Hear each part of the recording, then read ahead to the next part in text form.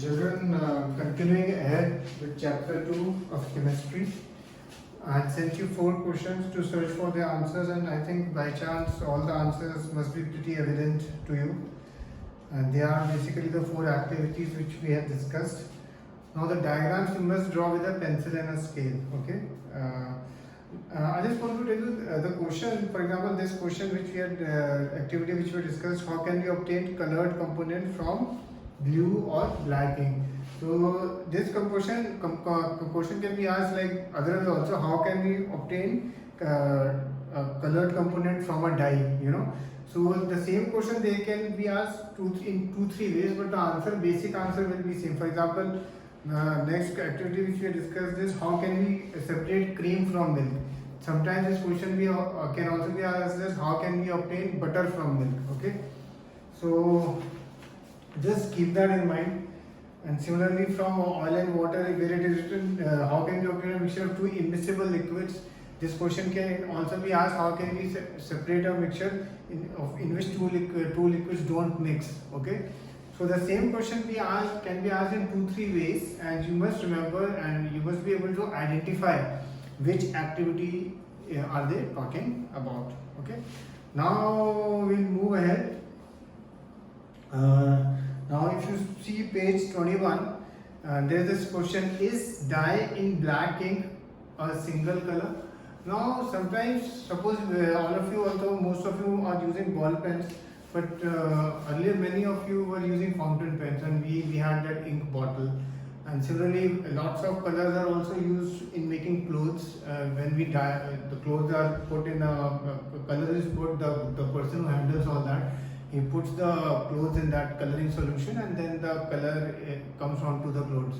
Now suppose ink is of black color. We think that only black component is involved, but in fact it may be a mixture of 2-3 colors. Okay, and if we can separate these colors by a process called chromatography, and by using that, whatever the components of the colors are there, we can separate them out. Suppose there are 2-3 colors involved in making one single color, so you can separate them out. Now this technique, just give you an example. Basically, it uses the property that things which are more soluble in water will mix more quickly, or they will absorb more water more quickly. For example, suppose if you have a glass and if you mix some normal salt in it and you mix it, it mixes very quickly. But suppose if you have sugar, blocks of sugar, and if you try to mix it, you can mix it, but you have to stir it more vigorously and for a longer time to make that mixture, to make those sugar particles mix totally. So similarly, using this type of situation, there is this activity which he does. Basically, if you see, just see figure 2.8. He takes a strip of filter paper and then he draws a pencil, line using a pencil, and then he puts a spot of ink on it. Okay, एक drop ink डालता है उसमें, and then he puts it in a jar of water. He sort of dips it in the jar of water.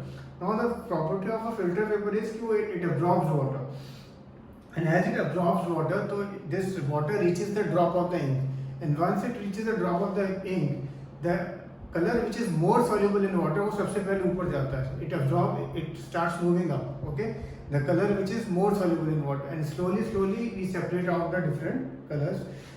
The ink that we use has water as a solvent and dye is soluble in it. As the water rises on the filter paper, it takes along with it dye particles. Usually a dye is a mixture of 2 or more colors.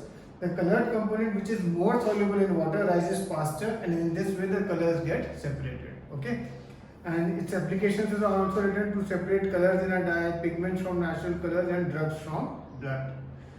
Now, earlier in the last chapter, in the last lecture, we had seen how to separate a mixture of 2 immiscible liquids which were not mixing. So that was fairly easy. You just put them in a separating funnel and they separate out depending on their densities. But what if a mixture is there which is totally mixed? Okay, now the next activity which you will see is figure on page 21 only. How can we separate a mixture of 2 miscible liquids? Miscible मतलब वो totally mixed हो चुके हैं, they are totally mixed. So how to do that?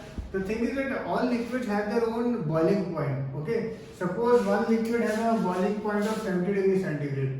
Suppose one liquid has a boiling point of 160 degrees centigrade. So what we can do, and these two mixtures are totally mixed. They are totally mixed. So what we can do, we can start giving them heat.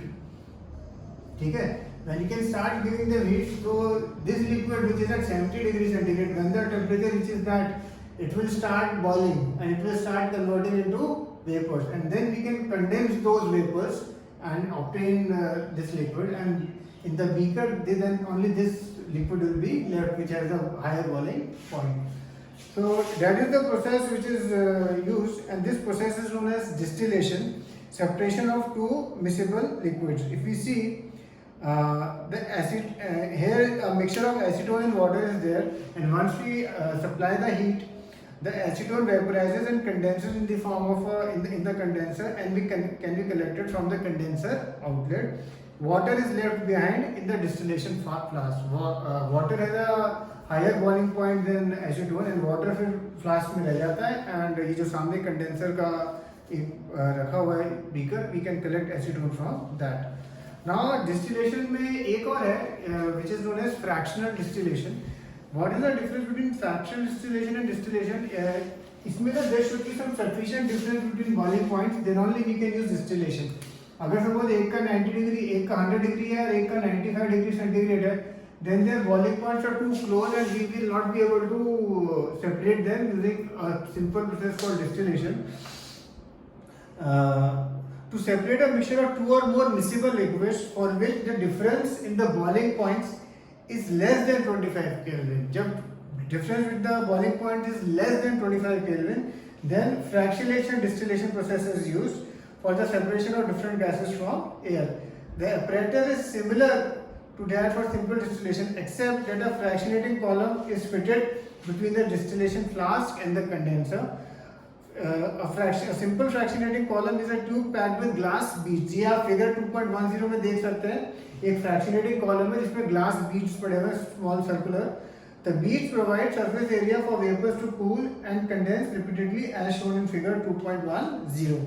So this is for fractionation. This is for fractional distillation, and you must know the difference between distillation and fractional distillation. And when is fractional distillation used?